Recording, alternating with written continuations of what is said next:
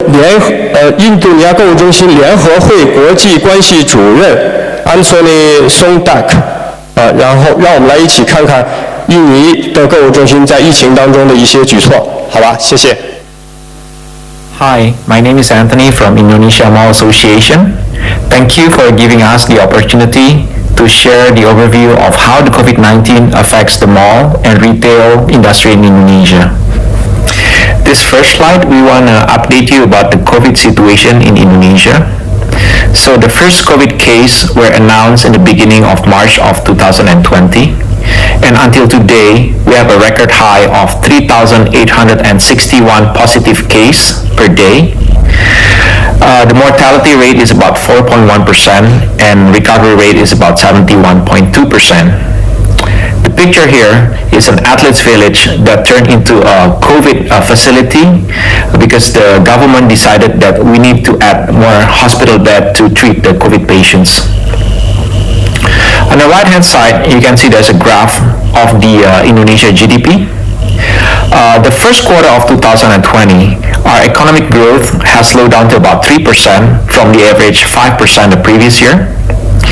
But Indonesia economy GDP has shrunk by 5.3% in the second quarter. And then we haven't announced the third quarter GDP, but if it's remained negative, that means we're officially gone into the recession.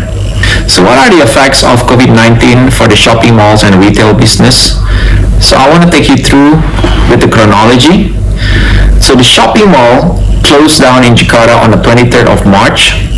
That also with the closing down of all the offline stores in the shopping malls except for pharmacies and supermarkets, which the government allows to open on a standalone and also inside the mall. Jakarta also the first province to impose the large-scale social restriction on the 10th of April. So with this, basically the Jakarta government imposed a phasal opening of different sectors within the industry. Mall in Jakarta reopened again on the 15th of June, together by the government reducing the level of restriction. So with this, mall is able to open with only 50% of their normal traffic capacity. And how this capacity is calculated is based on each mall normal traffic. And they have to impose a safety protocol, such as taking the temperature before the customers entering the mall, providing the washlets outside of the mall, also the hand sanitizers inside the mall, and then social restriction within the elevator, escalators, and reducing the capacity for the tenants, especially for the F&Bs. So in this case, the restaurants and cafes, they have to look at their tables first. If their tables are too close to each other, they have to reduce the number of tables. And then the capacity of each table have to reduce by 50%. Meaning if one table allows for 4 persons to sit there, now they only allows for 2 persons. Some of the businesses have not allowed to open from March, such as cinema, the family entertainment like karaoke, arcade, game center, spa, and massage parlor. And then on the 14th of September, the social restriction was upgraded again, and which I will explain in a later slide.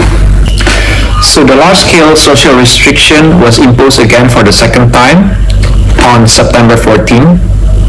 So before this happened, the association through our chairman, Mr. Alphonsus Wijaya, have communicated closely with the government to strike the balance between creating a safe environment as well as imposing a business continuation during the second social restriction. So basically on this second social restriction, everything remains the same for the mall except the F&B, restaurants and cafes only allows for takeaway and they're not allowed for dining activities.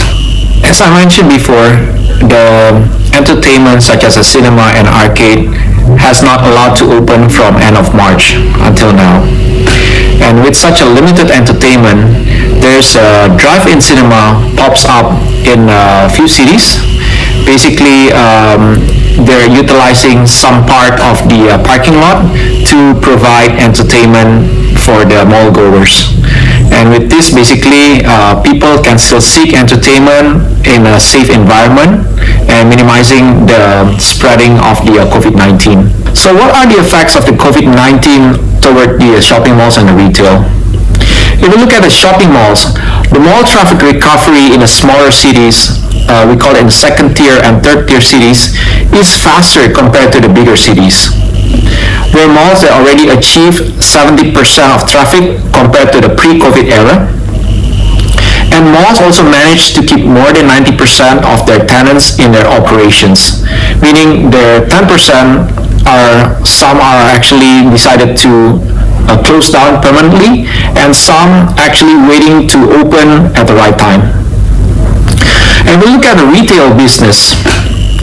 The new store openings are being delayed, meaning those new stores that have finished the fit-out, some of them actually decided not to open, but to wait and see until the situation is getting better.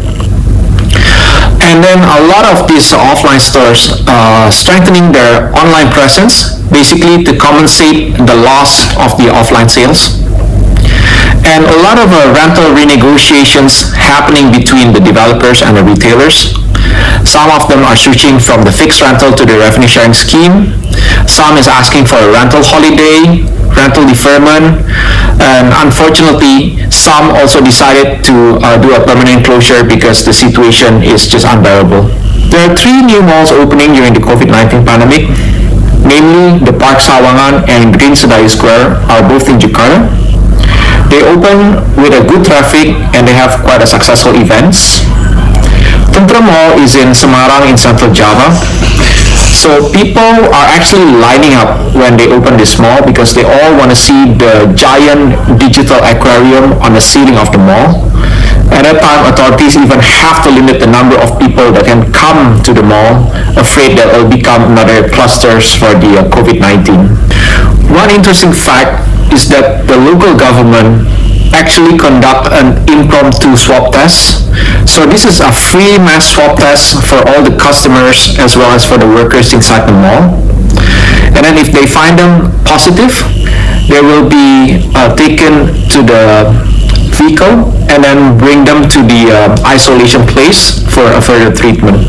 The large-scale social restriction also happened during the Ramadan period, which people usually accustomed to go back to their hometown to celebrate Ramadan. And because of that, people are trying to smuggle themselves out from the cities. They go inside the car, they pretend to be towed, they're hiding in the back of the truck, they're hiding inside the car, which the car is taken by the truck, and also the bus that looks empty commuting between cities, but actually there are a lot of people hiding inside the bus storage. These are all caught within the borders by the State Patrol. During their social restriction, one of the rules is actually people have to wear masks if they go to public places. And because there's a lot of people who are not disciplined to wear masks, so the authorities actually caught them and put them into the coffin. And this to give a message that if you don't wear masks, you can get COVID. And if you get COVID, you can die. And if you die, you are placed inside a coffin. And because this is create a lot of controversy, they only impose this for a few days before going to a more conventional disciplinary action, such as sweeping the sidewalks and painting the pavement. That's the end of the presentation. On behalf of Indonesia Mall Association, we wish you to stay safe, have a good health, think positively, and stay negative. Thank you. 好，感谢。